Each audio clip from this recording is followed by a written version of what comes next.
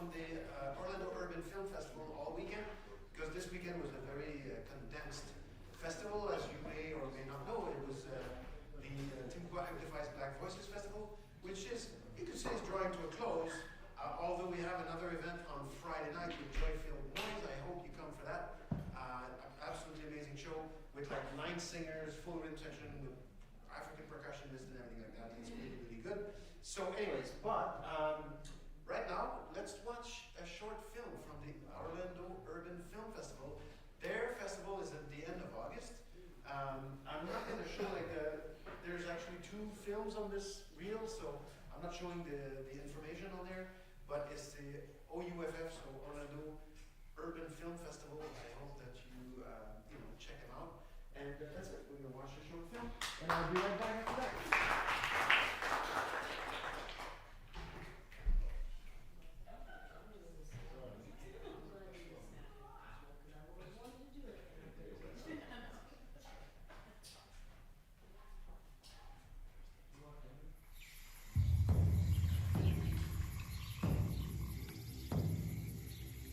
In the early 1500s, folklore says a young African king took measures into his own hands to capture the creature that has plagued his people for generations.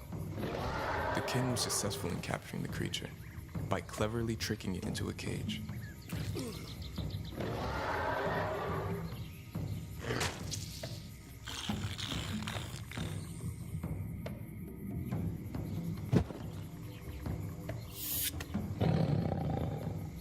Which the king placed in an old cave, covered in the precious metal. The king kept the creature locked away for all eternity, and as time passed, the creature stayed locked away, just as planned.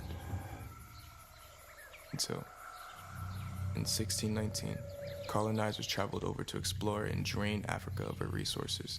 The men came across the old cave searching for this valuable metal, and unknowingly setting the creature free.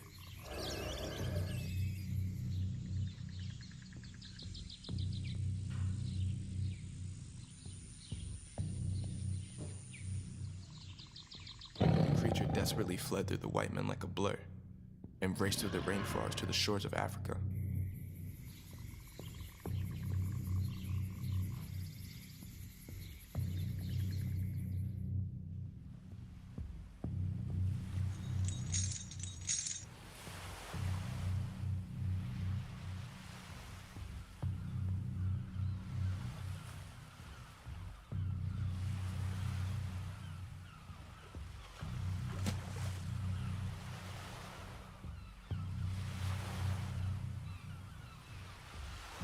Where the creature escaped onto the African ships. The creature then fed on African bodies as the ships traveled to America.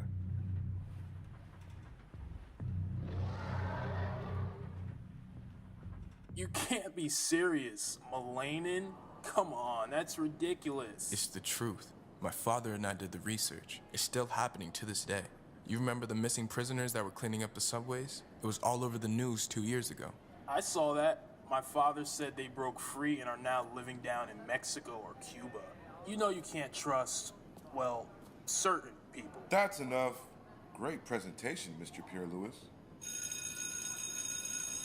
Finally. Make sure you submit your presentations prior to your date and time to present.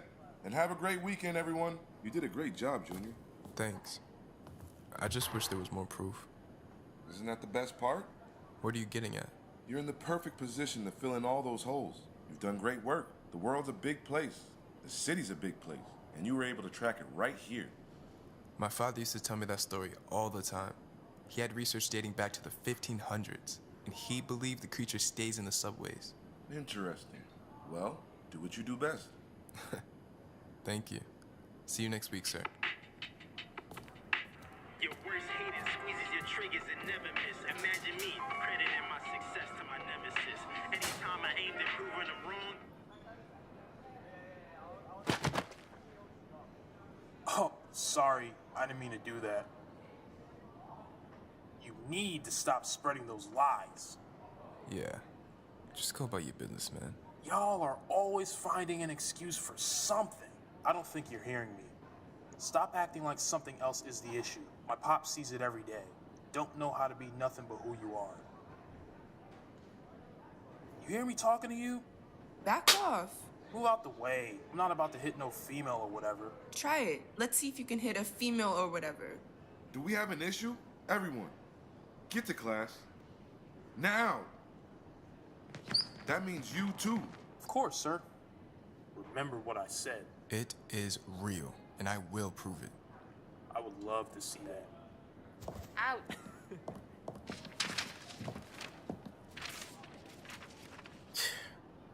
I can't stand them guys. Don't let that asshole get to you. He needs his ass beat. This is not just a story. Aren't you tired of being ignored and forgotten? So what exactly are you saying? We need proof. No, there's nothing to prove to James. It's more than just that. This could be saving lives. I agree. Let's do it. Do what? Come on, just let it go. Meet me at the train station at 9 tonight. We get a video, and then we're out. This? We will be there. Fine. Fine. But know this, if we die, we won't be saving anyone, and dickheads like James will continue on. More of a reason to stay alive.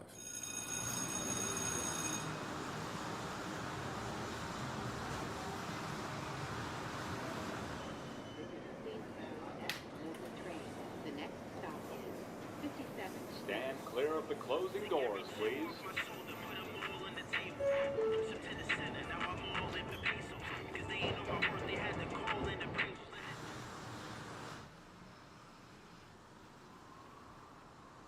Y'all made it. Let me help. What is that horrible smell? Let's go.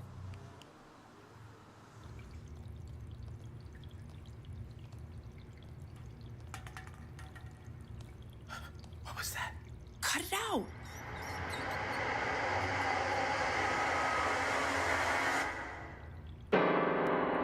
Shit. Let's go.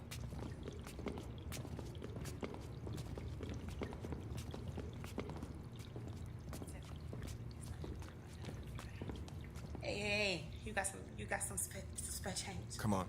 It has to be this way. I wouldn't go that way if I was you. And why not?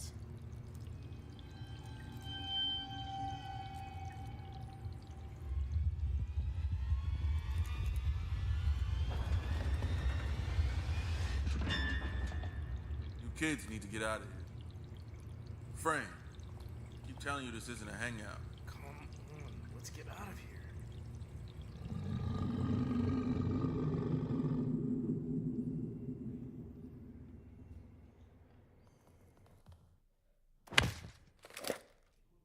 You kids get out of here.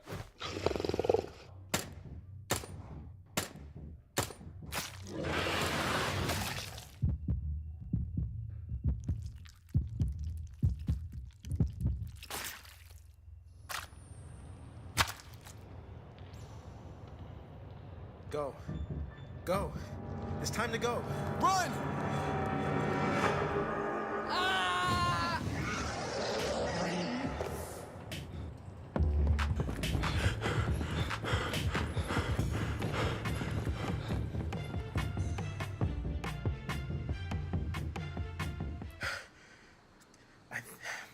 I think we're good.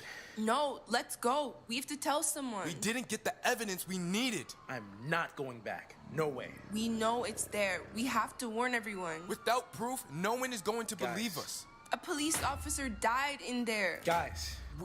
We can't just let them go in there without knowing. Guys. What?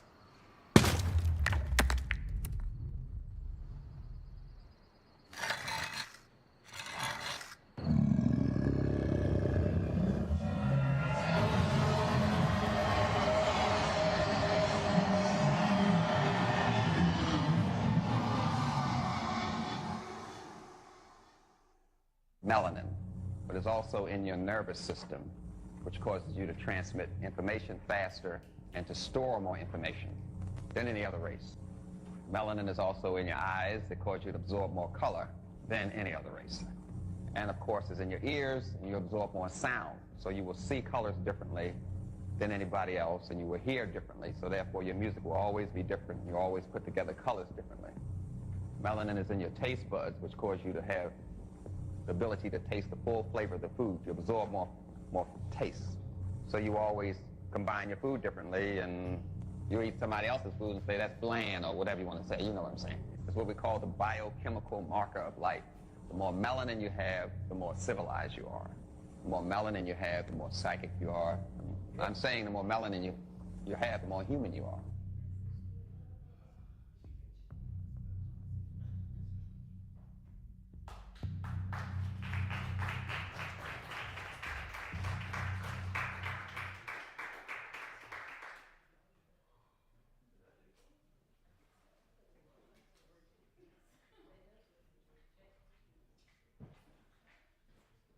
All right, so tonight, because as you see, there's no art on the walls as usual, because the artist this month,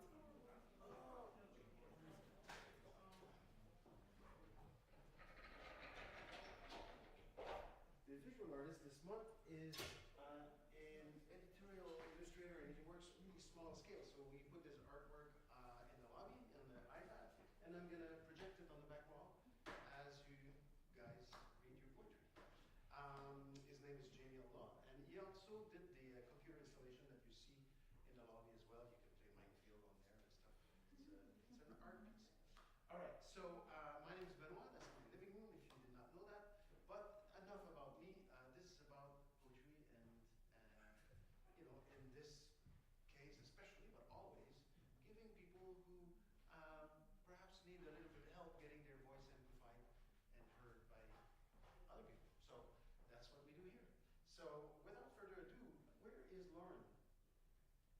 Lauren!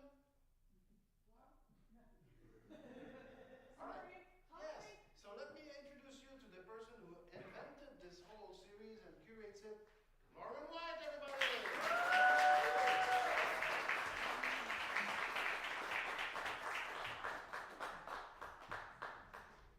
Sorry, I was talking. Hopefully I'm in here already. So, welcome to our unofficial second anniversary of this show. I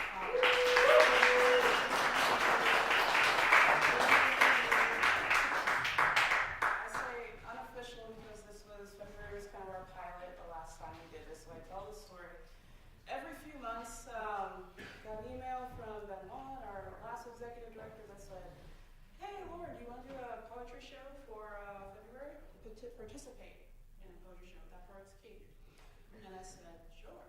And they said, okay, do what you want. I'm like, see, that's not what the email said when I was reading it. So we got one of our features from that night. Pat is here in the audience for our unofficial. So he helped us with that pilot show. We also had Marquina here. And then March was the official launch of our Authentic Selves show. So welcome to our unofficial 2-year anniversary, and we hope to see you next month at our official 2-year anniversary. So, getting started, our feature artist has been doing spoken word for about 20 years.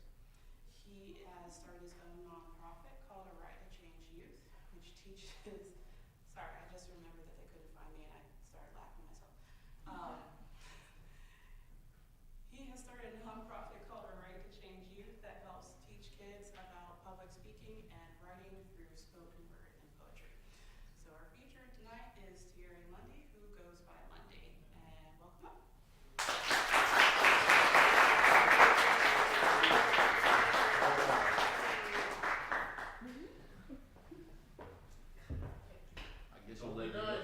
I guess you'll let me know when my time's up. I can let you know when your time started. And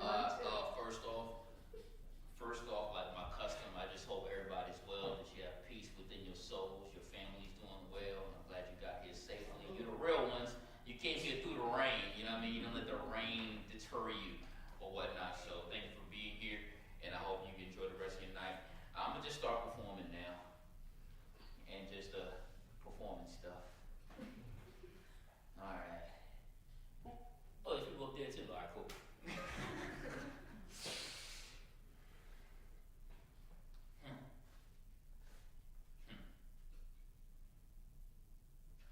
The other day I quit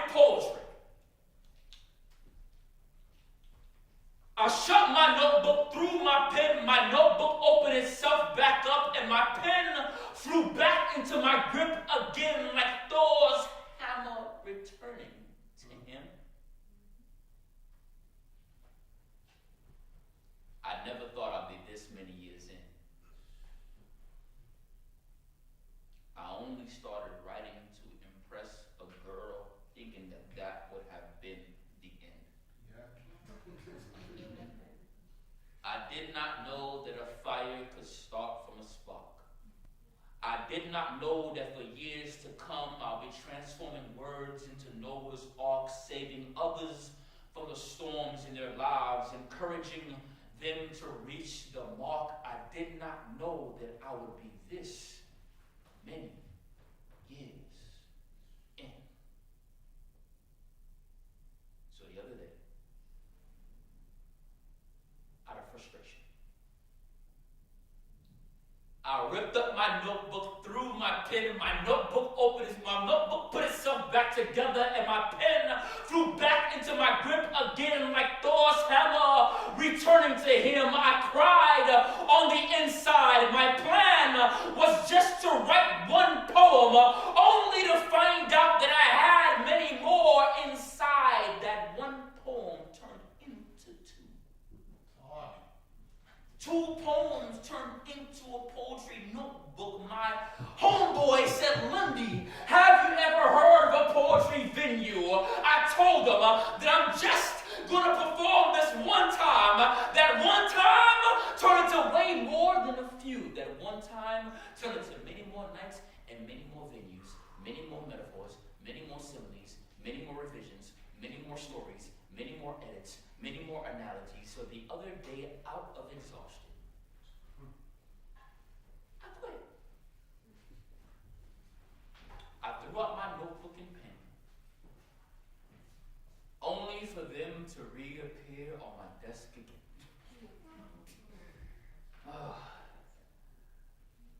I tried to let go,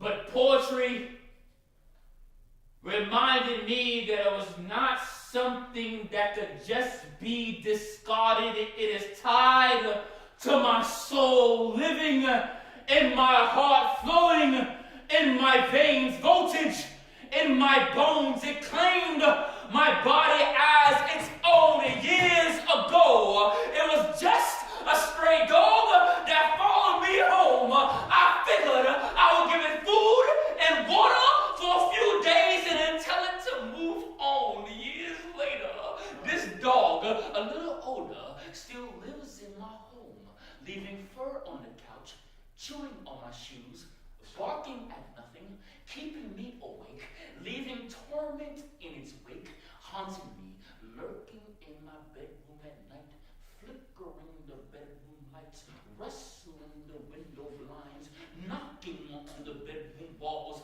knocking on the walls of my skull, taking control over my thoughts, taking control over my body, taking control over my life. Years ago, in my freshman year of high school, I wrote my first poem. At that time, I was just trying to impress this girl. In the process, I followed poetry home.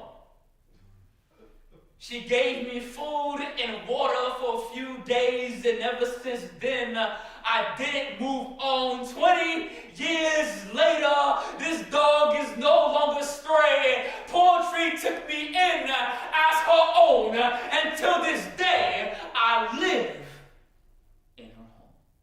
Thank you.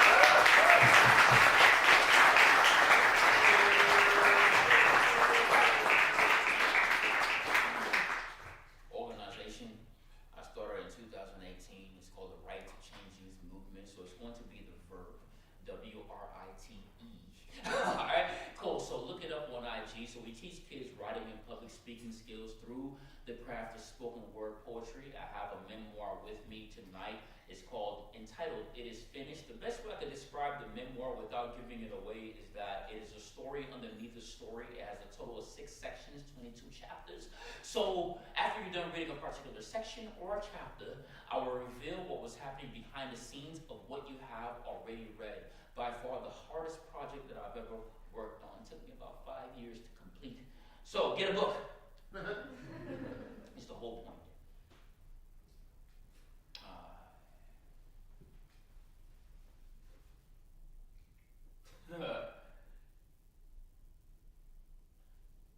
I've been losing my mind for 4 years. Every morning since the day you left, I reached hungrily for my cell phone, thinking by some miracle I would still get that good morning text from you.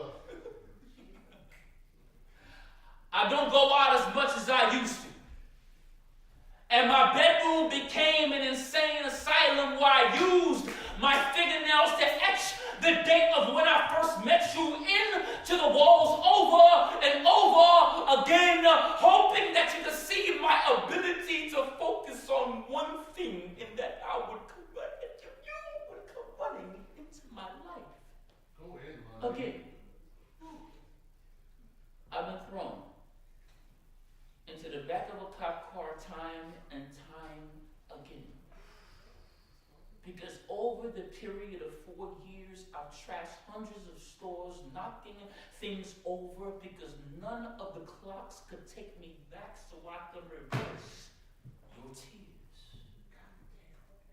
If I can go back in time, I would go back to the year 2008. It's 11 a.m. Wednesday morning. On the floor next to the bed, there is a condom wrapper, a pen, and a few sheets of paper. Back on the bed, there is 2 people wide awake. Me and a woman that is not you. After a minute or 2, the whole scene starts to progress. We both close our eyes back up as if we were trying to get more rest. During the night, there is a lot of rolling back and forth, pulling and tugging on the bed sheets, and me waking up occasionally, like, dang, she got some cold behind feet. The time is now 5 a.m., and neither one of us are moving. It remains that way until the hours of 3 and 4 when the blanket on our back starts shifting. I get up, pull the blanket off my body, and backwards I stagger as if my legs were sore out of the bedroom on the other side of the bedroom door. A few seconds later, there is a sound of rusty hinges and a toilet flush. I can now hear my footsteps getting closer to the bedroom. I walk in, and my energy level is not much, and my soldier just came from war, so his belly standing up. The condom is filled with semen. The woman turns over from the fence position and spreads her legs open. I climb back onto the bed, place myself between her thighs, and before I dive in, there's a reverse ejaculation. I'm going in and out of an hour, easy to penetration. I'm talking a whole lot of smack like, baby girl, can you feel the sensation? The thrusting goes from fast to slow. It goes from wanting her back to blow and trying to see her curl her toes too. I better take this slow because it's way too early to let my load go. The time is now 1 a.m.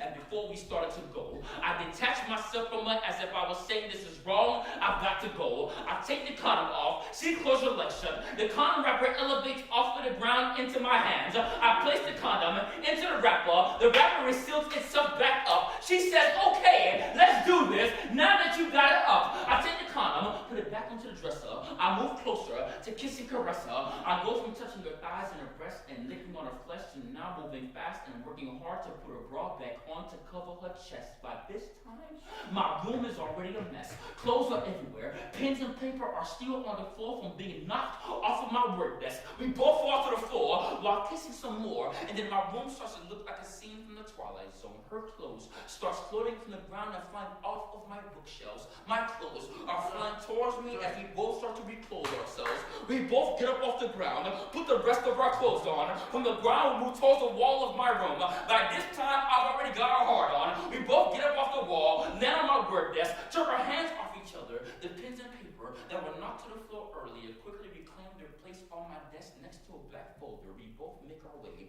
out of the bedroom, make our way out of the apartment. I take my keys out of my pockets. I try to open the front door, and it's a pitiful attempt. I try to open the front door, and it's a pitiful attempt. Because at the same time, I've got my arms around her, whispering things into her ears that are not meant. I take my keys, put it back into my pocket, and this time I don't say a word.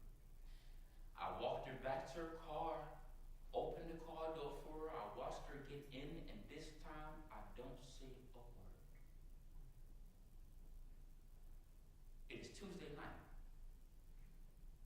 11:59 is the time. Both cars start. First hers, and then mine. Now we're weaving in and out of traffic backwards.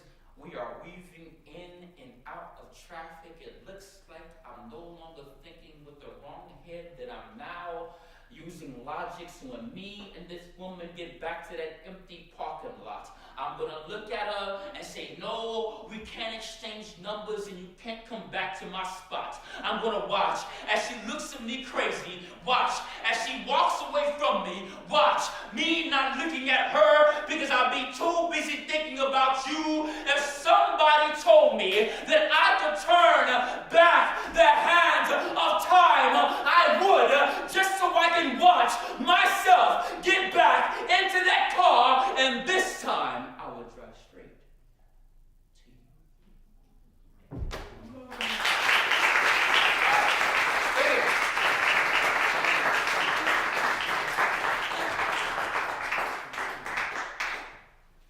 How many times? Dude, I'm so like in your poetry. Alright. Like, So, like 5 or 10. oh, 1 or 2 more. okay. 2 more. Okay. You're not the host. 1 or 2 more. No, so. You are beautiful. Don't listen to the ones that say otherwise.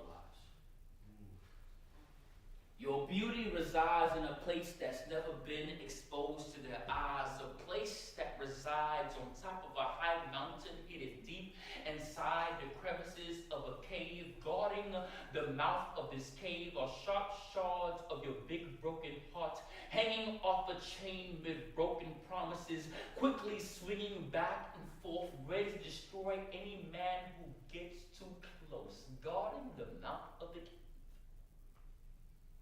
are a lack of trust, anger, skepticism, ready to destroy those who are not ready to give you the most.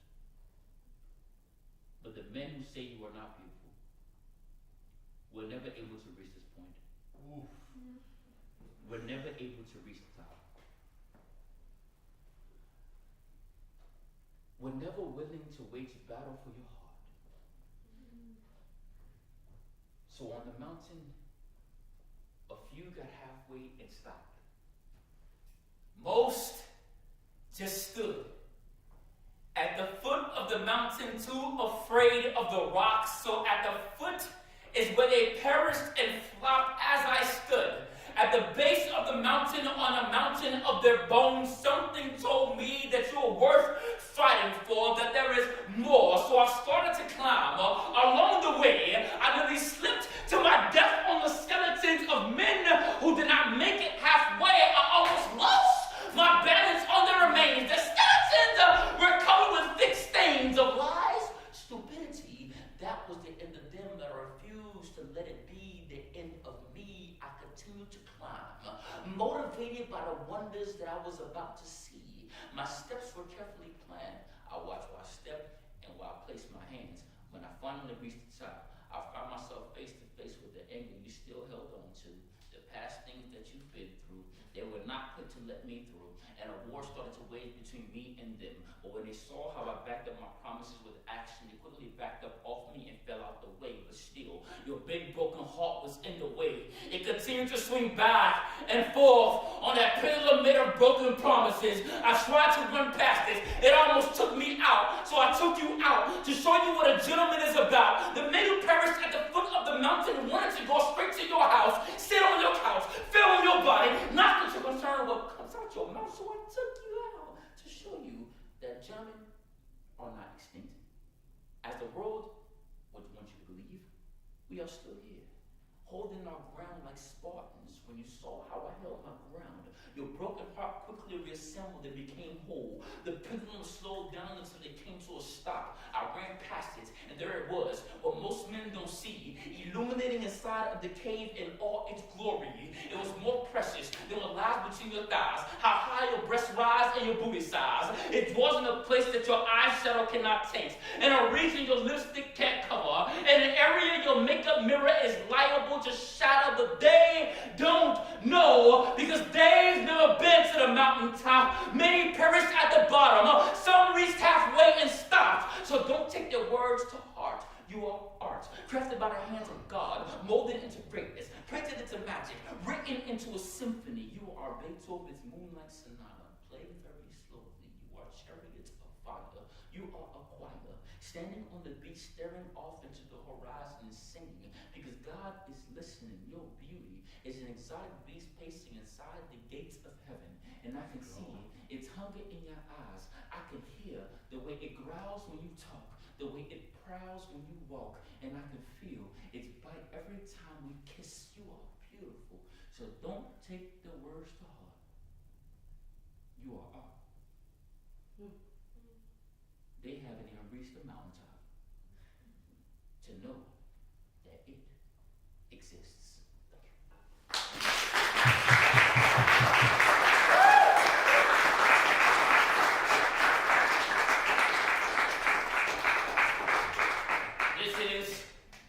I'm gonna do this last piece. Thank you for listening.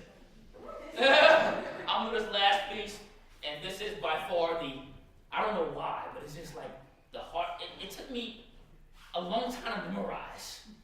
Sheesh. Man, my 1-year-old daughter running around like, Daddy gotta memorize this piece now. Here's your milk. All right, go. Be free. Okay. I can remember the time.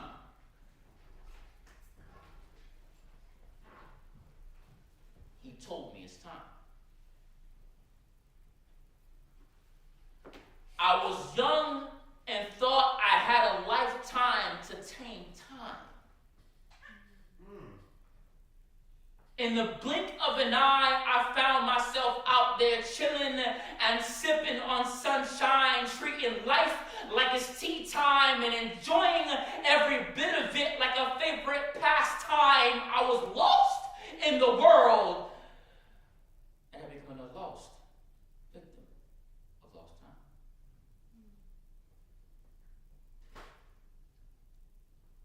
Until I ran into dark times. I don't remember the exact date and time, but it was definitely nighttime. That was as cold as wintertime. I found myself paying a heavy cost for what I thought was free time. My pillows were drenched with tears after bawling my eyes out more than a few times. I was lost in the world and had become a lost victim of time. I grew tired of doing it my way many times. Not wisely managing my time. That night I prayed for better time. In the darkness of my bedroom as I reclined, I felt the stillness of time. A light shined at that time, a light so bright it turned my bedroom into daytime. Then I heard a familiar voice that was not mine, a sweet and timeless voice that you can listen to many times. It said, it's go time, game time, no overtime, lost time does not make you a lost cause. Like time, you are still mine. Stick with me and you will reach the promised land in due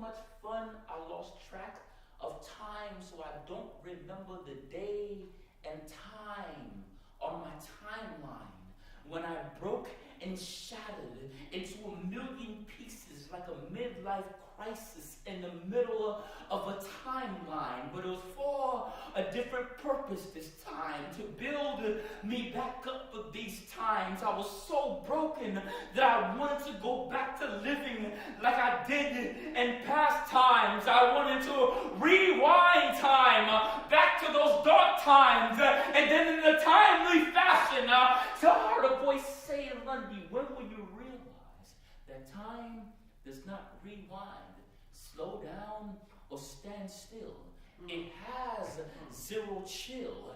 You will be just fine.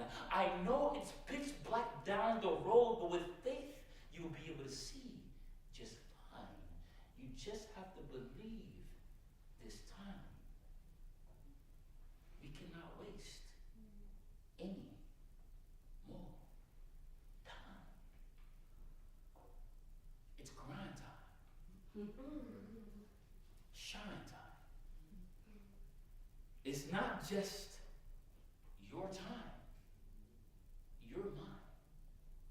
So it's my time too. Keep playing with time, and you will find that you are only playing you. It was at that time that I took time seriously. It was at that time that I moved expeditiously. When I was a youth, I couldn't see that I was standing inside of an hourglass filled with sand. I was oblivious to the sands of time that poured down onto my head, shoulders, and hands. I was oblivious to the sands of time that quickly started to bury my feet. I was too young to see the expiration date of my heartbeat. The thing about life is that we do not know the exact day and time that we will run out of time. So that means that every second is showtime. At this very second, it's a sad time. Someone is lying on their deathbed wishing that they had a second chance to take advantage of time. But right now, it's bedtime. And the Reaper is right on time. Standing at the bedside, staring at his timepiece. The time has arrived. He represents death, but never felt so alive. He hopes that they don't survive. He watches as they take their last breath and roll back their eyes. The time has come. Their time is done. No matter how much their loved ones stand by and cry and whine, they won't be able to give their loved one a little bit more time. No more game time. No more overtime. It's game over. The curtains have closed. It's about that time. It's about that time. And I hope that I did not waste any of yours. Because time is precious. We all have been given a certain amount of it. Before the curtain closes, how are you going to use yours?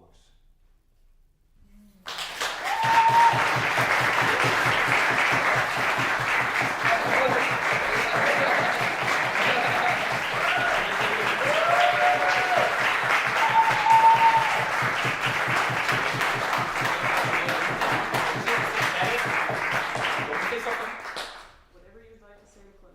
Okay, cool. All right.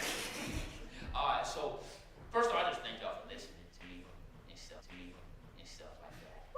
I really appreciate that. You know, it's always good to have an audience. I hope everybody's doing well once again. My name is Lundy, and I speak too much, but just Lundy.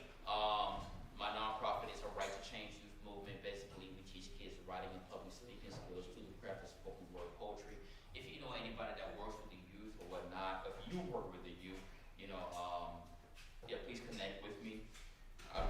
doing this since 2018. The organization started in 2018, but I was already doing workshops before that. I've been doing workshops for a long time.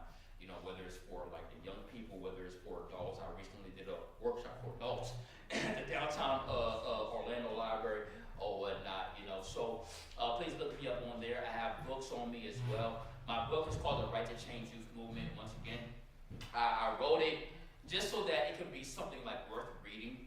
It took me about 5 years to revise it and edit it and get it to a point where I feel like, okay, this is a book that's worth reading. So I have a lot of those books on me. I still got to go to the trunk of my car and get them, but they're there. So they are here. All right, and the books are just $25 or whatnot. If you feel like you don't want a book, you feel like you're not gonna read the book, or you don't know anyone else that's gonna read the book or whatever, just simply donate if you would like to. You know, if not, it's all good. You know what I mean? I can't force you to donate. All right, so y'all have a good night, and thank you for listening.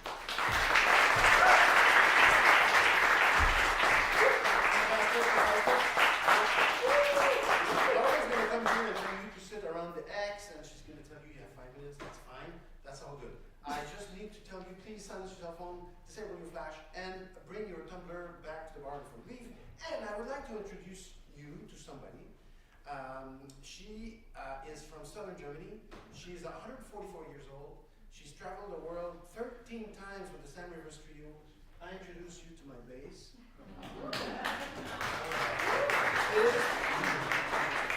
It is one of the reasons why you do not want to back up behind.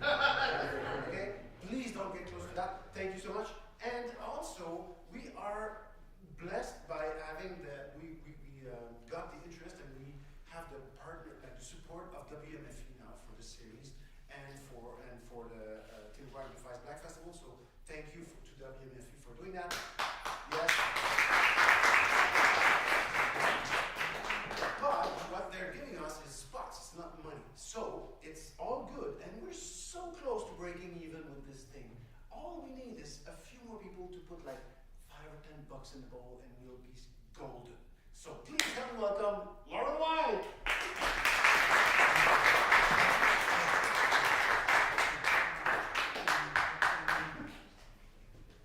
I'm in the room this time.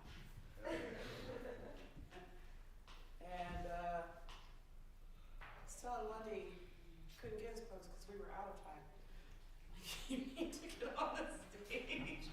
So you'll bring those in later. If you're interested in those, please hang out for a bit while we get our usual pictures and you can come in. One more round of applause for Lundy. That was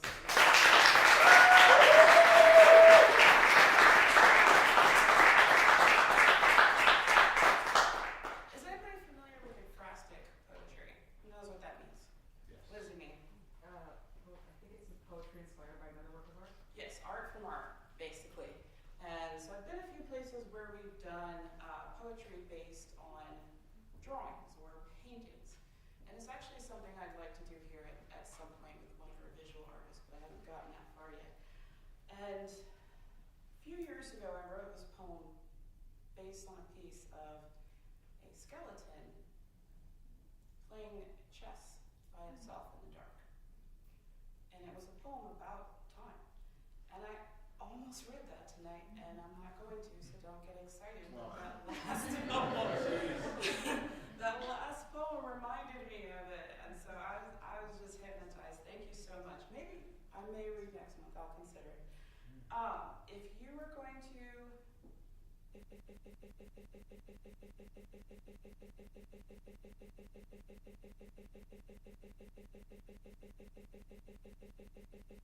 here's the X. Kind of stay in this area where we can see you. Don't back up into the base. You have 5 minutes. Say it with me one more time.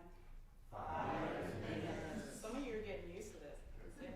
All right, so I'm going to call you up 3 at a time. Please line up. That helps us facilitate faster flow so I can get as many people in as we can. So, Haley, Julian, and Clark. Who was that last one? Clark.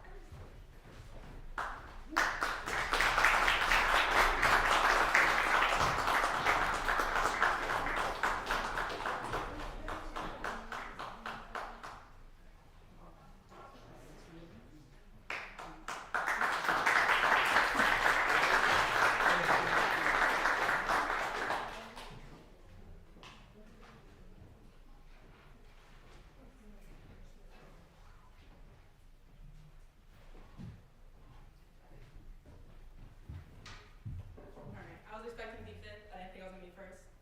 So that's why it took me so long. Hello, my name is Haley. I do poetry. You can also find me Mimica, M-I-M-I-C-A is me, all together, lowercase. It's not space. I'm going to read poetry. I got inspiration from seeing a Jenna Ortega interview. She was talking about how like she often gets like sexualized and like often gets like spewed a lot of hate about her, and I like didn't think she knew about it, but like she obviously like had to like know about it. Like she doesn't often like share stuff about herself, so it got me like thinking. I was like, okay, I often hear things about like people like say stuff about me, and I don't say anything about it because I like don't want it to like be like a big thing, even though it kind of is. People like talking about me. So I made this poem called "I'm Right." Just because I don't say doesn't mean I don't know. I don't bring to light because inevitably we'll have to fight. And I'm so tired of a battle I know will route to the core of who we are more. Because we'll have to look in, no more than who we've been. Scary, yes. Maybe I don't want a useless fight. And sometimes I don't want to know that I'm right. Because I'm scared you'll go and take that flight, and I'll be alone once again, because I'm right.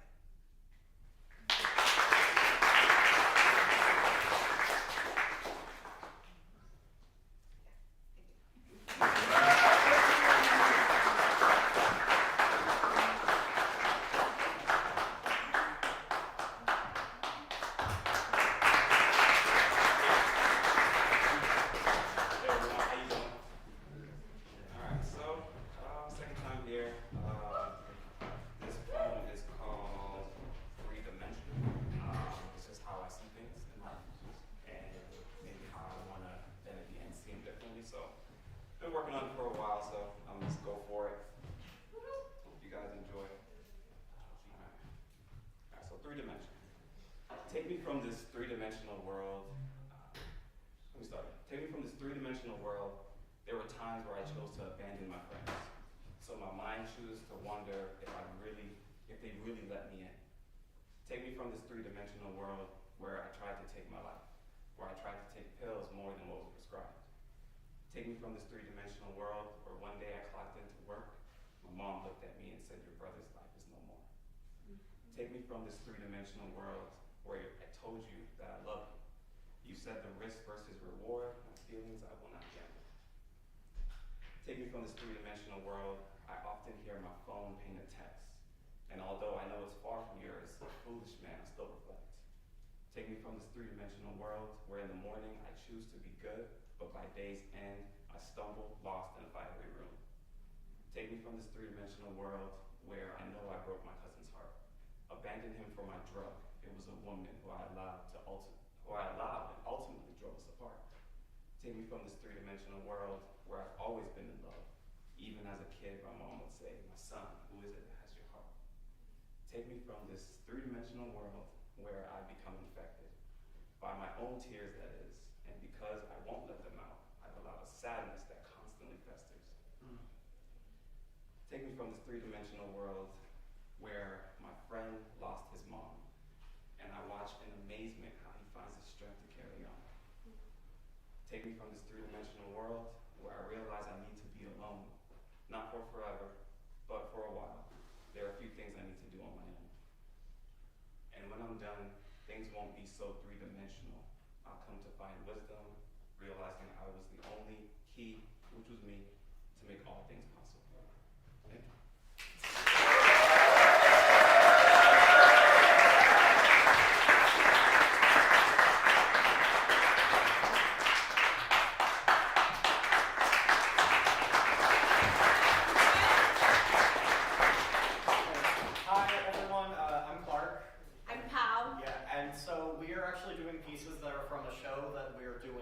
Next month.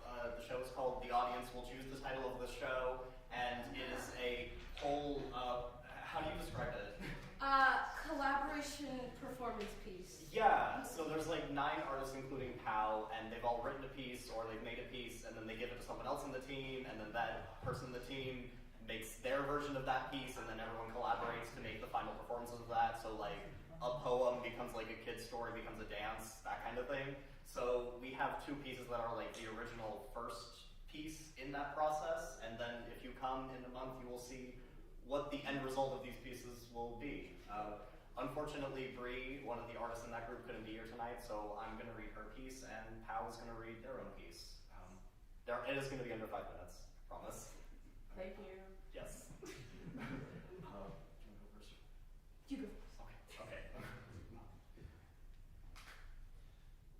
The shifting new leaves outside my window hold within them the softest shade of green nature has ever known. The late afternoon light slants through gentle veins, turning them brilliant yellow sweet, a glow so vibrantly alive it pierces my chest and outpours my heart, roaring with something other than sound. I know the concept of time passing in theory, only aware of it through the sensation of breath, someone else's or my own. I cannot have the days move forward and have you back as you were, so I will stay here, time immune in this room, so pristinely known, with you still warm in my arms, still warm in my arms.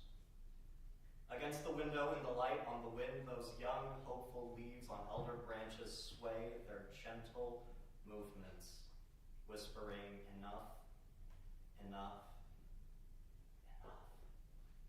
Some say you cannot love as we do, yet there we were as 1,000 times before in a garden of blossoming weeds, sharing the sun in glances. Maybe it isn't love, but in your gaze I saw you acknowledging me, and what is acknowledgement if not the first kindness that all other kindnesses are born from? I heard you breathing in the night and knew then the expanse of your time. I counted the days of shared sunlight. I put theory into practice. I would lift your broken body onto mine, caring for it in the ways you no longer could, settle you in your favorite places, providing the simplest measure of need when ability fell away. How much more will we know the temper of our love when there is no glory to be gained by its presence? Blessed be this routine against all reason and comfort, for it will be the last routine I share with you. God said they care for the sparrows, so I need nothing greater from the heavens, no promise of eternity. It is enough knowing grief for the small things is holy. Will then my own broken body not be lifted for my days? Will my own small life not be holy by its simplest measure? Bent crooked, I will see the thinnest blades of new life and smile. Maybe then this is the source of new leaves and brilliant yellow sweet. You still warm in my heart, bleeding with memory and growing older, rivulets of self-pooling and ruts of first kindnesses, no longer holding breath, rising and falling, following. The great craft of anything that grows, this is the art of good enough. Divine currents circulate in mundane leaves, and love stays where it lies unfettered. Enough, enough, enough.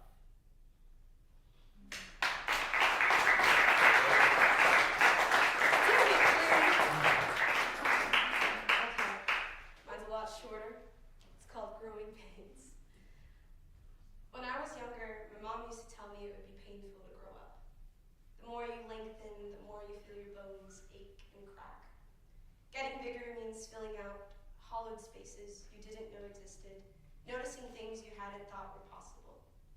Our brains sometimes feel 3 times meaner than when we were young. Being conscious of our emotions kind of makes things worse. Oh, to be young again, I say at my ripe age of 25, with a body that feels 108.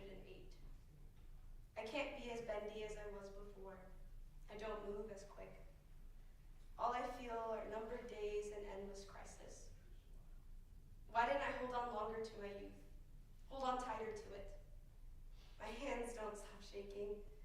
My jitters don't let me sleep. My mom was right. Because now all I can ever feel are growing pains.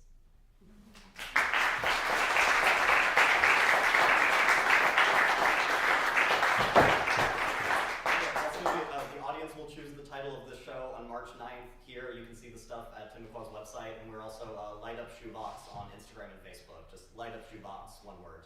Thank you.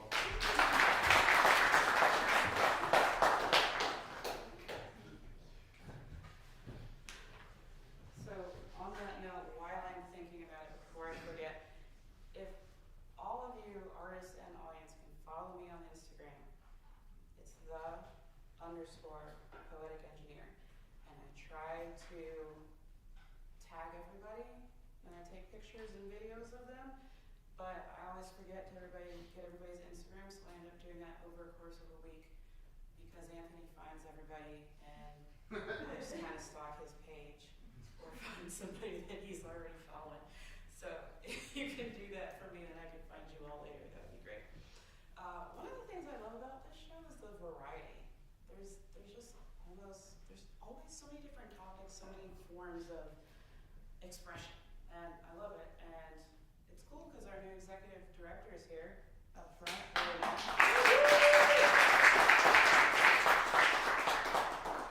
Stand up and wave.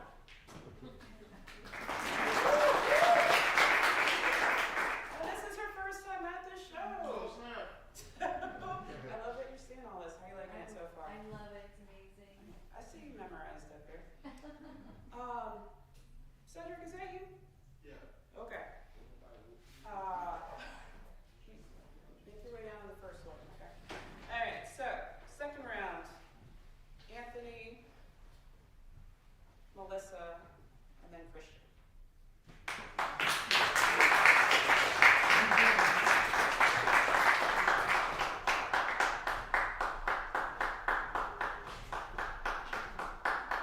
Got it.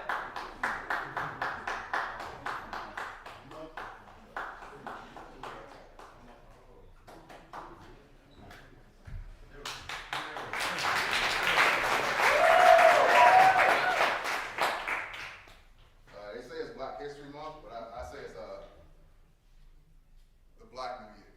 That's what we're gonna call it. Now, we get everybody that comes from a different culture. You know, if you have a month, you have the New Year. That's what we're gonna go ahead and call it. Now, okay? Everybody claim that? Yeah. All right, cool. I'm just jump right into the poetry. I don't want to take too long. I know we got a lot of people. All right. February is a Civil War cemetery. No African name on the grave. Is the dash. Growing ocean dividing port was African. American slave auction. February is us, slipping free from us. All year but February. Is recalling Black history, maybe history. His story is an elixir for ills he won't diagnose. February is our story. Hers, his, pronouns I missed. Story, the story, tribe. Which tribe to return to? We don't know. Which tribe to return to? Story. We are orphans. Elmer's gluing rubble into monuments and the city bombed during winter. Story. February isn't a party. It is enshrining. Welcoming. Giovanni Gorman. February is a revolution around the sun. Our new year. Floating above the hands of Ra, a reflection on the smile of God.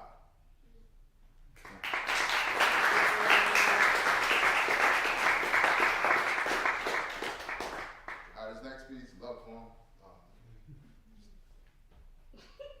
Yeah, I'm telling you. Where's my baby? Where's she at? All right. Untitled love poem.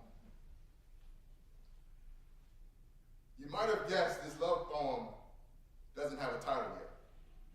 I'm trying to figure it out. Not necessarily the title, but love.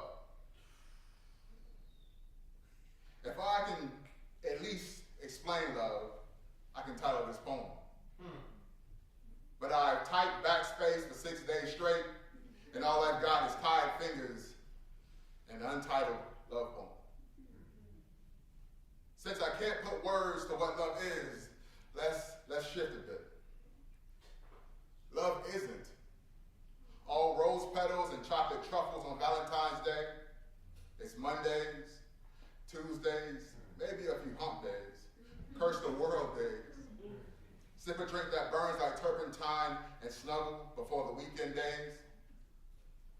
Now that I think of it, love has no weekends. It runs like a run-on sentence. Love makes the Holy Bible, Quran, and Pentateuch rolled into one papyrus scroll look like I wasn't ready to post that tweet. Love is simple. It's half Valentine's Day card, kisses hidden in white space, wedding love the salutation and a lover's pet name. The other half an envelope, pale from red to pink, stained with 1980s KFC chicken grease. Love's blemishes are landmarks. lingering like Crisco, lathering the floor, waiting for some fool to slip and fall. See the stars, galaxies. Love is the universe. The Big Bang exploding, racing toward tomorrows the great creator hasn't crocheted and sequined yet. Love rips nothingness open, gorges it with space, burgeoning nebulas, collapsing into radiant stars that coalesce, turning galaxies. Love, you are the light of a trillion galaxies. Gliding beyond the ledge, imagination falls over. Love, you make dark matter dazzle. Love, you are amazing, and I still don't have a title. I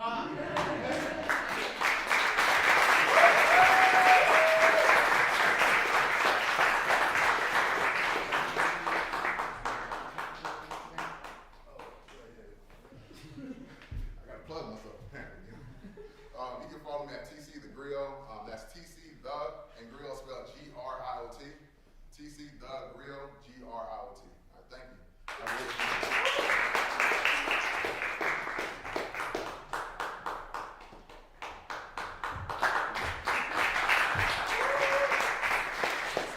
Ashes to ashes. Ashes to ashes, as dust is to dust. Blood runs thick like molasses. It passes through us. Oh, lay me down placid by the river at dusk, with high hopes that the tide will deliver us. Sorry. May sins of our fathers be hung out to dry, cleansed by the waters that swell from our eyes. So listen well, daughter, it's all right to cry. Let go of the monster that you foster inside.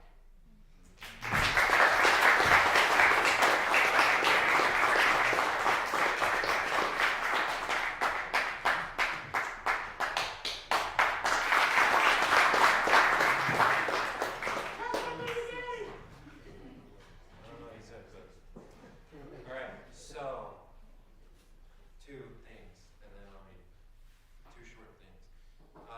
Maybe familiar with an album from 1988 called Daydream Nation by Sonic Youth. Originally, they wanted to title that Tonight's the Day. So, let's all be thankful they didn't do that. Second thing, I will leave you with this. I wrote this.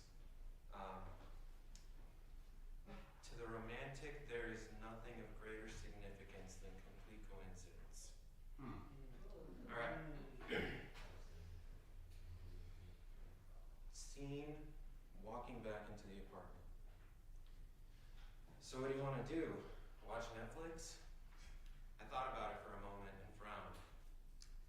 If we do that, we're just going to start making out. Yeah, probably. We can do that later. Can we just put some music on in the background and talk? She opened iTunes on her laptop to play something through her monitor speakers. Did you ever listen to that National album? Trouble Will Find Me? Yeah, that night after our talk and almost every day since, I listened to it on the bus right here. What did you think? It's my new favorite by them. It was Alligator before, but now it's this. She nodded in solemn agreement before she started to play something. We lay cuddling on the couch as if it were a bed, our heads pillowed on one of the armrests. What is this, the National? It has to be, but I don't recognize the song. It's from the Virginia EP. It's basically just a compilation of non-album and soundtrack songs. It's good, you should get that too if you don't have it. We held each other and stared up at the ceiling as we listened to the EP together. What else do you listen to besides the National? I asked. Well, I guess mainly indie and alternative rock, but recently I've been trying to get into hip-hop. What have you been listening to? I can help you with hip-hop. I've heard all the classics. The Low End Theory, 36 Chambers, Illmatic, The Chronic, Ready to Die, Mad Villainy. She pulled her phone out and searched through her gallery for something. I'm going to show you this, but you can't laugh, okay? I promised and watched the video she had taken of herself. Na-na-na-na, na-na-na-na-na. Send that to me. I'm not going to share it, but I need it. Also, what is that from? It's Cocoa Butter Kisses by Chance the Rapper. I like it because the chorus is my life ever since I started smoking last semester with John. At first we were just doing it to feel cool, but then we got addicted and we couldn't stop. I saw him last year when I went to see Kendrick Lamar at the Student Union. Chance was his opening act. What about Kendrick? Have you heard him? Good Kid, Mad City is another one of my hip-hop favorites. shook her head no and continued to listen intently. You should give that one a try if you're trying to get into hip-hop. And now, back to Indian alternative rock. Like what? That's a little vague. There's a lot of artists. Well, last semester, John and I were trying to listen to all the modern classics. We listened to the same ones, but I got really into Is This It by The Strokes for a few weeks, and Funeral by Arcade Fire became one of his. Have you heard those? Of course. I like them both, although the mastering on Funeral really puts me off from listening to it very often. She rolled her eyes at me. That's the audiophile in me. But my favorite album of all those early to mid-2000s indie revival bands is Turn on the Bright Lights, Interpol. That's one of my favorites of all time. What are your other favorites?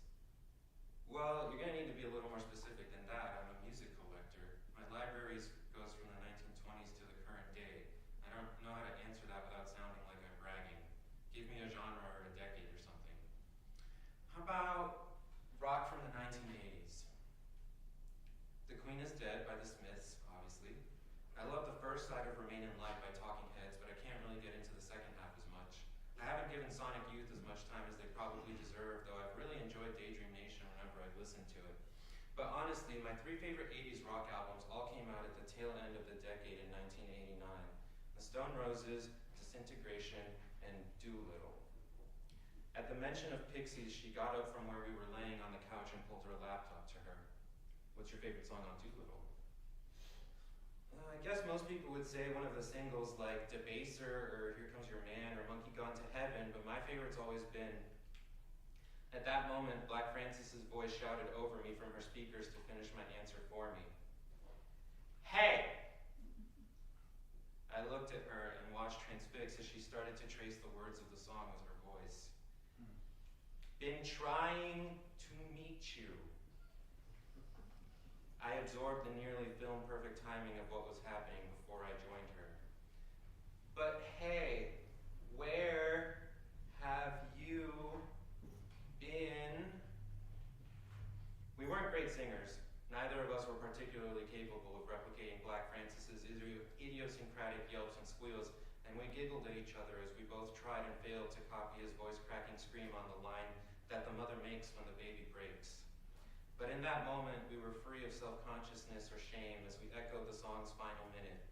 The repeated line, "We're chained," like an invocation of a ritual spell between us. Oof. A little later that night. It's getting late. Do I need to take you back to your apartment, or are you just gonna sleep over? There's no one in my apartment right now. I'd rather crash here on your couch if that's all right. I mean, you're my boyfriend. You can just sleep in my bed with me. My body flushed with the sticky warmness of nervousness as I suppressed the quaver in my voice. Oh, okay. We moved to her bedroom and she took off her Converse sneakers and knit hat and jumped into her bed. I took off my shoes and placed my watch belt and the contents of my pockets into them, then pared down from my dress shirt to the white undershirt beneath and hung it open on the back of a nearby chair. I got into the bed next to her. We cuddled up more comfortably and effortlessly than we ever had on her couch and lay looking up at the darkness of her ceiling. What are you thinking about? Just how happy I am with you, and I thought about the logical conclusion of where my thought was headed, then decided against it. Never mind, I'm not gonna say it. Tell me! She rolled over on top of me and pinned me down between her thighs and held my wrist to the sides of my head. She brought her face down to mine and kissed me. Tell me or I'm not getting off and I won't let you go to sleep. I laughed and shook my head no. I promise I'll tell you, but not right now, when the time is right. She kissed me again, longer than the first time, then kept her face close to mine and whispered to me, "You make me crazy. This feeling I have inside, it makes me want to say..." I could hear the rest of her sentence in the tone of her voice, and I interrupted her. Wait, I think what I was about to say and what you were about to say are the same thing.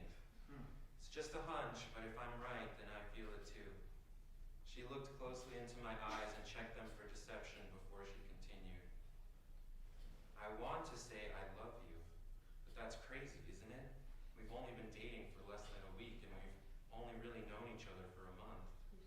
I nodded my head in agreement. That's why I hesitated, but knowing you feel it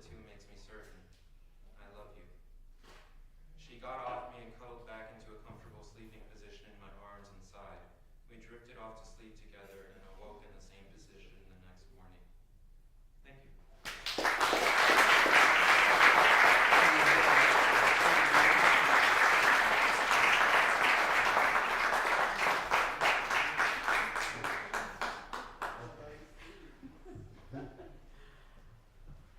Alright, thank you. You know when you screw up and you're like freaking out for several minutes? Anybody ever like freak out for a while? Jody's with me right here. I just stopped sweating from not being here and he called me. I've been sitting here sweating this whole time. So I'm good now. I'm relaxed. This is a beautiful space. I love it. That's what we're here for, to relax.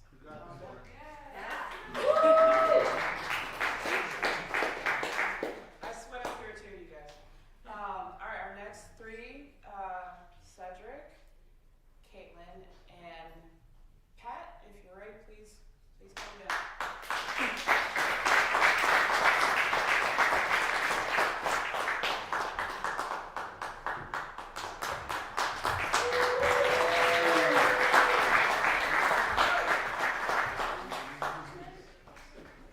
Hey, how y'all doing tonight? Very good. All right. It's Black History Month, so I'm gonna do a poem about Black history. It's called My Ancestors. I'm so proud of them. It goes, I ponder 100 years from now, when I'm long gone, I want my descendants proud when they see where they come from. I want them to know I saw love in everything I would do. I want them to know and respect everything that I went through. I want them to carry on my legacy of peace and love for each other and know that I love the Lord, my Father, closer than a brother. I want them to know I love them before their existence was even contemplated. I want them to know I endure the adversity daily, hoping they will make it. I feel the same for my ancestors. They accomplished this feat. To me, they're heroes, kings, and queens, and I eternally bow at their feet. Today, we play sports for millions. We gain wealth singing on stage. All thanks to my ancestors who were oppressed and worked vigorously for no wage. President, we can go to a nice restaurant, eat shrimp and steak, whatever we desire. My ancestors ate scraps and slop. They had to eat outside in the cold, next to a fire. My ancestors were being exploited. They had no voice in the laws that were broke. They fought long and hard, enduring extreme resistance just for the right to vote. Now we're being shot down the street and people are hurting. Still, some minimize our right to vote. When not that long ago, we were 3/5 of a person. My fathers and mothers were tied to a post, and they were lucky if to death they would bleed. They learned not to learn or pretend they couldn't write or read, because it was against the law to learn. And then schools had little resources to excel. Still, some are haphazard about learning and elevating, choosing to remain in jail. I presently realize Black minds collectively are bright, creative, and number. So to block our power, they made it illegal for us to assemble. Still, my ancestors rebelled against injustice, and many gave their lives in pursuit. And it's a shame because when we assemble now, some of us beef, rob, and shoot.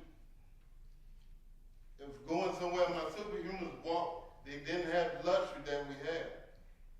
Any other mode of transportation was obsolete. Who that nigga on that neck? George Santana said it, and it will behoove one to believe it. If one doesn't know their history, he's doomed to repeat it. This poem is dedicated to the superstars like Martin, Malcolm, and Harriet.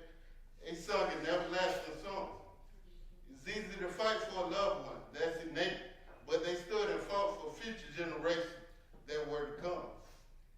But this is also for the slaves that stayed and prayed and stayed unknown that endure harsh, inhumane treatment daily, hoping for a new book and a new page. Though we have much more work to do, blackness is much better today. It's beautiful and true. I'm so honored to be a product of my ancestors, and I hope they're proud of me too. Because that's my goal. I just want to make them proud. So every day I humbly approach this world. What I stand for, but quietly scream out loud. Thank God for my ancestors. Thank you.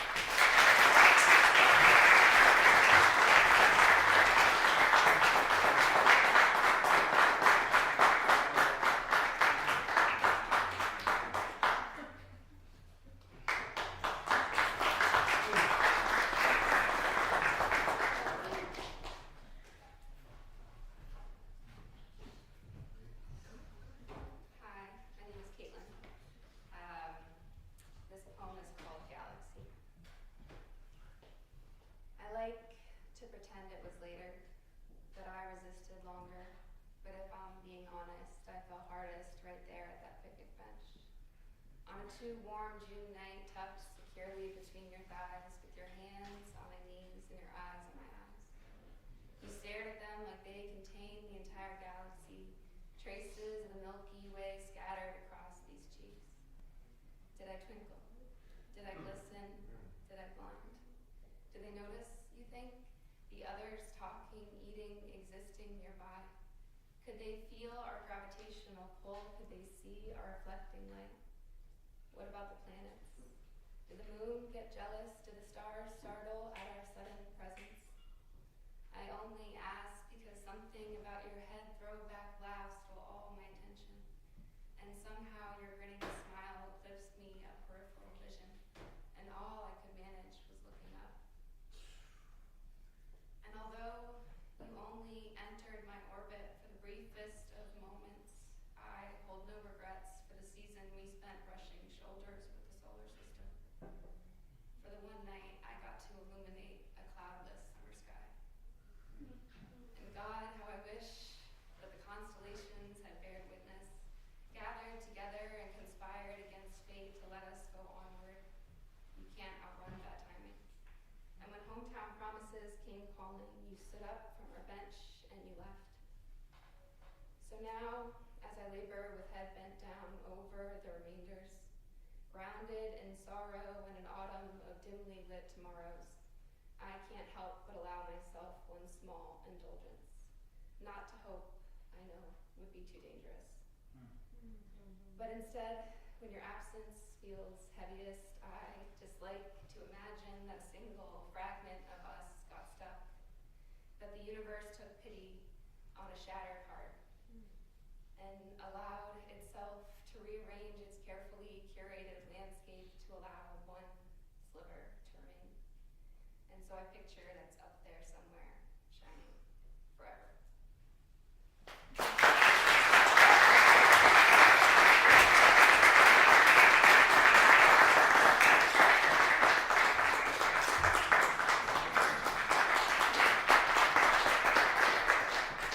How y'all doing? How y'all doing? Lauren likes to call me by my government name, but my performing name is Poet 1D. For some reason, Lauren enjoys that. Because your name is Patrick. My name is Patrick. Until I climb up here, what if I was hiding? Oh, you know what? Let me work on it. So, I don't know why I still get nervous. I think that's a good thing. But tomorrow is actually my 7-year anniversary as a performing artist.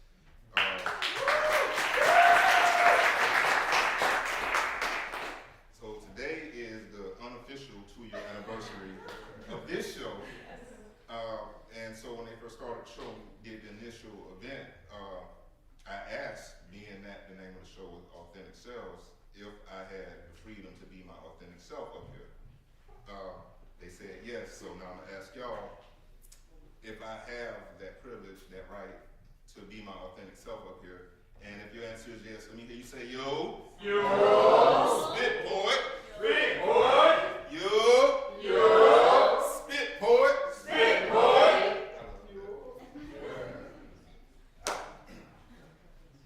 I I don't know much about my mother's side of my family beyond her mother's first name and that her father was one half Native American. I'm not sure from which tribe. But on my father's side, I am about 3/4 of the way Nigerian. So during a conversation regarding diversity, culture, and inclusion, when asked what was my African/Native American experience, I replied, not unlike millions of men resembling me who daily march through these streets, only briefly stopping to watch all these atrocities. Possibly until the day comes when, even for us, black bodies being left to die by the wayside become just another speed bump on the road of life.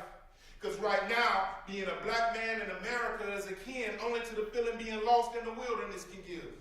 To have all angles exposed to the elements creates a culture where survival is the only thing relevant. So as it applies to the topics of diversity, culture, and inclusion, I've become somewhat disillusioned because certain facts are yet to be proven true. Like, when y'all say liberty and justice for all, do you just mean all of y'all that share the same hue? Or like all of y'all and you might sprinkle in a few? Or like all of y'all are tripping?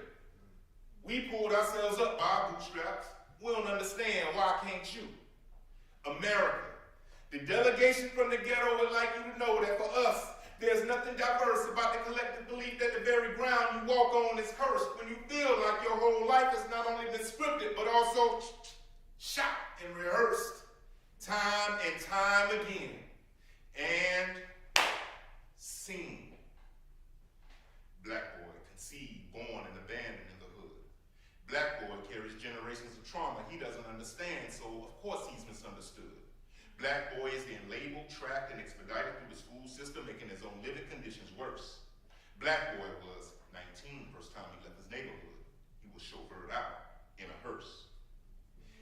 And still I wonder if his route was the easier way out, because I don't know what's after life, but before death seems always to be only a few steps away, because to have to live day after day after day being viewed as either super predator or prey is exhausting.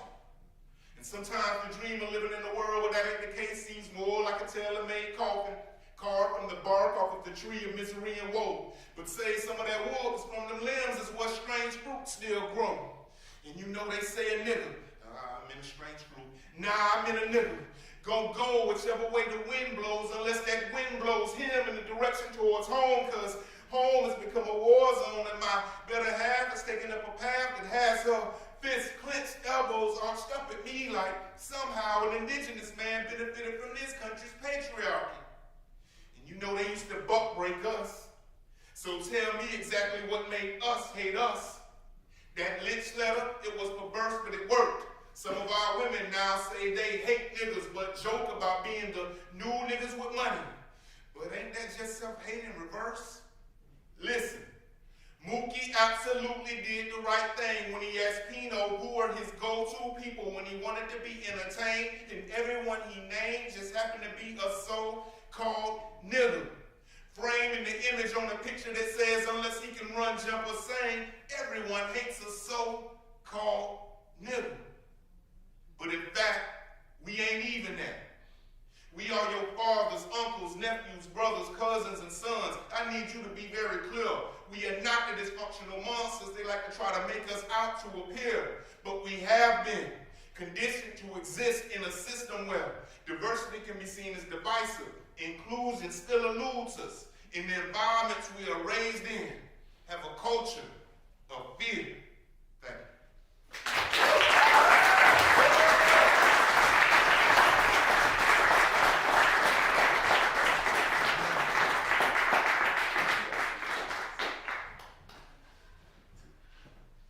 Thank you, everybody. Some of you have probably noticed that if you ever see the authentic Selves marking, it is a picture of Pat That's Poet at Lundy. Poet Lundy. I was getting there, man. I was getting there. At Poet Lundy.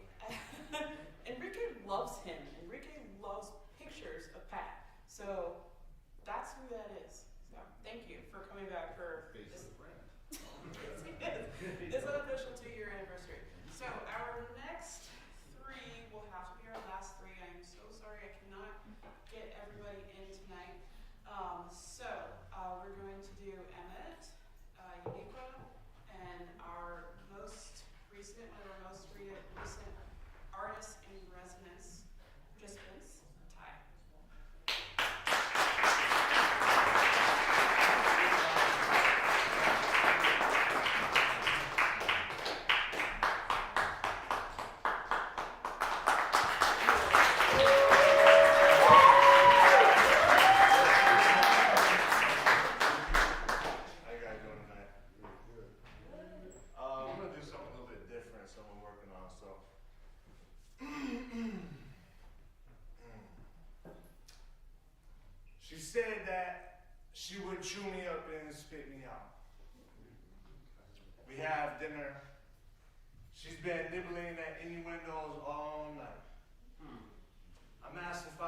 for dessert, I say yes and I take her to go.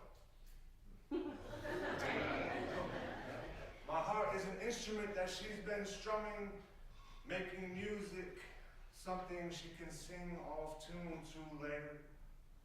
No key necessary for me to be lost in our vibrations. She is all I see. The way her tongue touches her lips, the way my tongue touches her lips. Yeah! We begin to create our own ecosystem in her room with rainforest humidity. A sock scurries this way, her underwear runs that way, off in a burrow somewhere for us to search for later. She moans with satisfaction and my heart beats like a hummingbird's wings. The sweet taste of nectar from the center of her flower, her pretty pink petals. I find myself drowning, leaving us both gasping for air. Her back arches as a storm brews. Oh, how I love to play in the rain.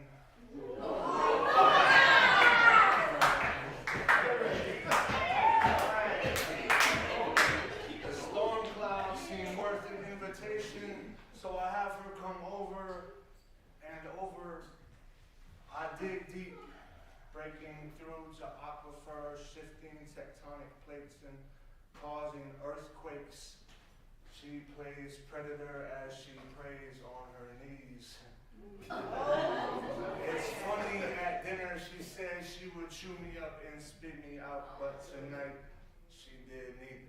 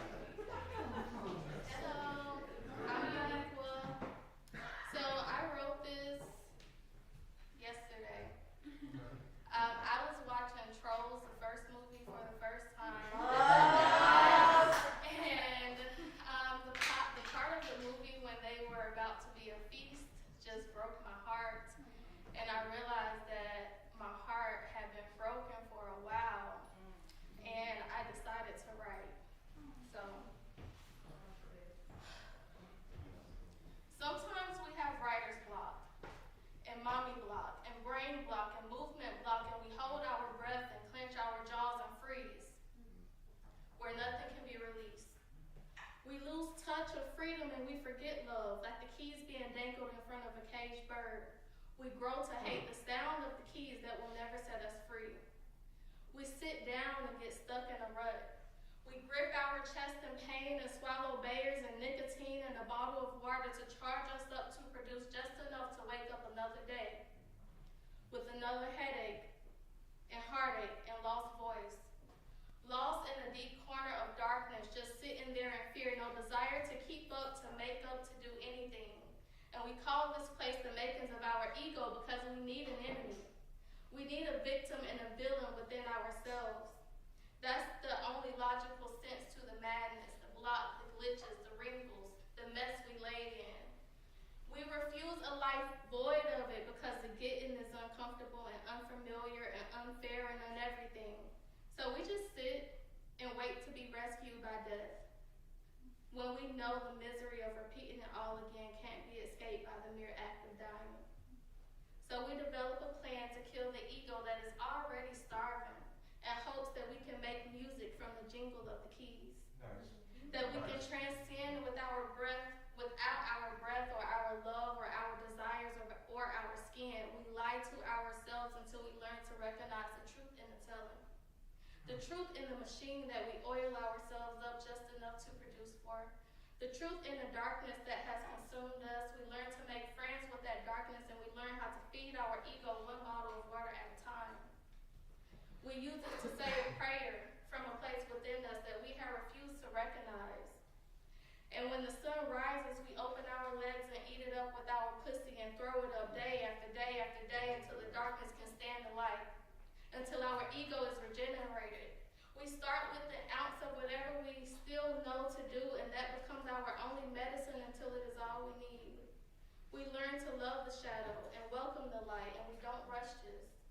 We suffer, and then we breathe, and then we suffer some more, and drink more water, and take in more sun, until we recognize the wind, and then we dance to the sound of the keys until we set ourselves free. In rhythm, and wild, chaotic rhythm, we dance, and we die, and welcome new life.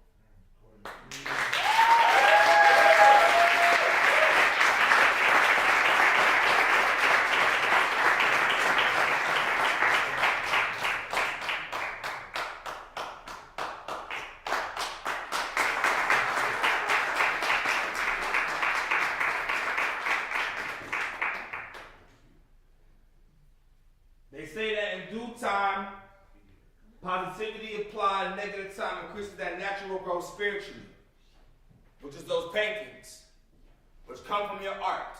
I mean your heart. You see, you always gotta remember the struggle and sit back and watch the paint as it dries.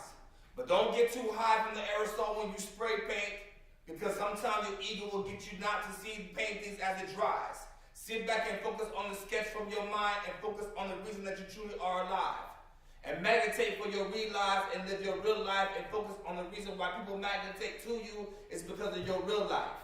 And there ain't no second chance in this thing called rewind, but maybe this poetry is something that I might be able to rewind, but sometimes I just put it off the top of the dome because this poetry that I'm writing comes from these paintings that I sat back and watched as they dried. Focusing on the reason that I really am alive. Focusing on God's beautiful paintings each and every day. You better take a picture because I promise you every abstract painting from God's mind is not going to look the same. I thank God for the beautiful rain. Even the days that I sat there and played inside the rain when I used to be mad, but now these days I learned that these seeds that have to grow need the rain, so I guess I'm getting this rain for my seed to grow inside of me. You gotta understand this poetry comes out like the painting that it's supposed to be, so I'm enjoying the sketches and the paint too. Maybe even the aerosol, because I like to get a little bit high, but not too high. I like to stay grounded, and I love to stay present. I love these presents that God gives me so I don't stress the past. In the future, I'm not too anxious, because see, like I said, I love these presents, so I'm going to stay tuned with this gift of this thing they call life, which is love is forever eternal, and I thank God for his love. My grandmother made sure that these legacies that I left behind will be left behind. Even the artwork on my legacy, you're going to see I'm leaving the art behind. That's no pun intended. I mean, really, I drive a legacy, and they last a long old time. Mine's pushing about 300 plus, and don't get it twisted. That wagon still got some get and some go at these shows. I got art in the back of the trunk because these legacies I'm trying to leave behind. I always got these legacies that I'm leaving behind, which is these seeds. See, all of y'all seeds. God's seeds of this artistry. And last time I checked, we all got some art inside of our mind. So stay focused in due time and realize that the beautiful paintings that you gotta paint, you're supposed to paint them all the time. God's just waiting for you to paint your painting so he can hang it upon the wall. So he sit back and embrace the painting that he created all from the glory from his mind. You see, the people on the third, second, and first floor all understand his mind. We're in the most beautiful place on earth, which is God's present time. I thank God for his art. So each time I sit and open up my eyes to see a new day, God's beautiful art. I take the inhale and exit of the meditation from these days. Because I don't get a second chance to see this painting from the other day unless I snap the picture. But even in those pictures, something looks different in each and every way. So always remember the struggle. And always stay tuned with your art. And pave the way for your pain. Because the positivity applied and negative time increases that natural growth spiritually. And that's these paintings. Because every piece of painting has some pain. If you sit back and just embrace it some days. So when you walk inside of your own gallery, sit back and embrace some paintings. Don't be so quick to watch them dry. Sit back and watch them dry. Because some paintings will take a long, long time to dry. And some are just that quick. But if you look too quick, it's like a blink in the eye. The art might not look the same. Stay focused in due time and paint the way you're painting. And always remember the struggle. Because those are some beautiful days. So positivity applied and negative time increases that natural growth spiritually. And as artists, we all just trying to grow spiritually. That's right.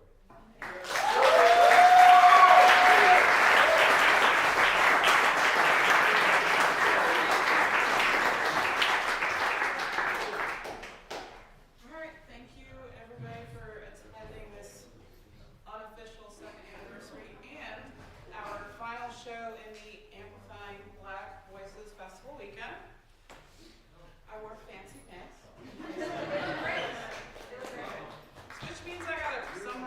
interviewing myself next month for our official anniversary. And this show, as a reminder, is, well, before we get to that, it's funny where inspiration comes from. I love saxophones. I've never seen Trolls, but has anybody seen Inside Out? Yes! Dude, that movie ruined me! Oh my god, I was bawling after the... You're coming out with the second one. No. Yes. This year. Before that, I was dying at the mini movie, Lava, between the big, like... Right? Movie ended me before that started, so, like, Trolls, I'm like, okay. I love where inspiration comes from. People like writing these Star Trek poems for some reason. Anyway, third Sunday of every month, 7:30. Next month is our 2nd-year anniversary. Our feature is going to be Peter Gordon. Yay! Please sign up online to do the open mic and sign up early. I do have a time limit, unlike most open mics, so I'm sorry if I can't get everybody. This is the first night that I've not been able to get everybody, which is both saddening but also like this show's gotten a lot bigger than I ever thought. So thank you. IHOP Cypher. IHOP Cypher for everyone who can spit. He wants to do his after party. Go ahead. No, that's it. Oh, okay. Party's at IHOP. And then for the artists, if we can, or for everybody that performed, if we can do our usual photo up on the stage immediately after, that would be great. Thank you, everybody. Please drop your tumblers off the bar.